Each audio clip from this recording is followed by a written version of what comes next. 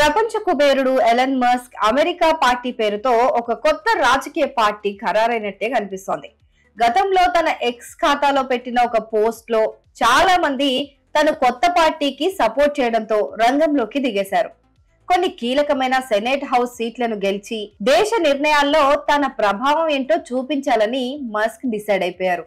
అయితే ఇప్పటి వరకు పార్టీ పెడతారని అయితే టాక్ ఉంది. కానీ పార్టీ పెడితే దేశంలో ఏం మార్పులు తెస్తారు, అతని పార్టీ ఎజెండా ఏంటి అనేది మాత్రం చాలా సస్పెన్స్డ్ గా ఉండేది.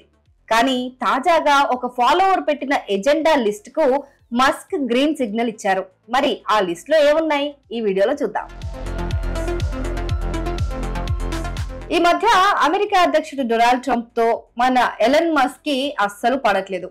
మెయిన్ గా ట్రంప్ తను తీసుకొచ్చిన బిగ్ బ్యూటిఫుల్ బిల్ మీద సంతకం చేయడంతో ఆ బిల్లు వల్ల దేశంలో అప్పులు కుప్పలు తెప్పలుగా పెరిగిపోతాయని మస్క్ బాగా ఫీల్ అయిపోయారు.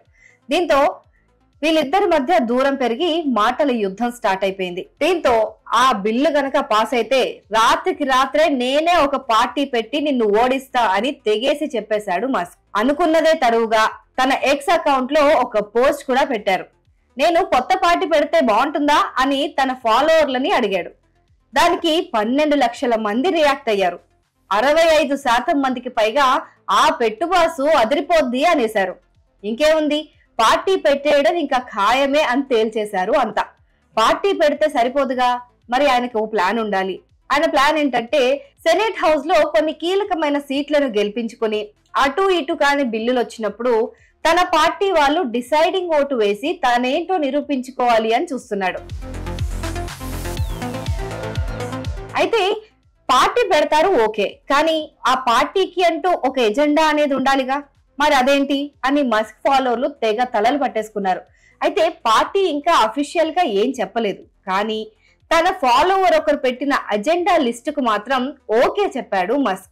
మరి అందులో ఏమున్నాయంటే దేశంలో అప్పులు తగ్గించడం, సైన్యాన్ని ఏఐ ఇంకా రోబోట్లతో కొత్తగా మార్చేయడం, టెక్నాలజీని బాగా డెవలప్ చేయడం, ప్రభుత్వ ఆంక్షలను తగ్గించడం, ఫ్రీడమ్ ఆఫ్ స్పీచ్ ని పెంచడం, పిల్లల్ని ఎక్కువగా కనేలాగా ప్రోత్సహించడం, ఇంకోటి సెంటర్ పాయింట్ లో ఉండే పాలసీలను తీసుకురావడం.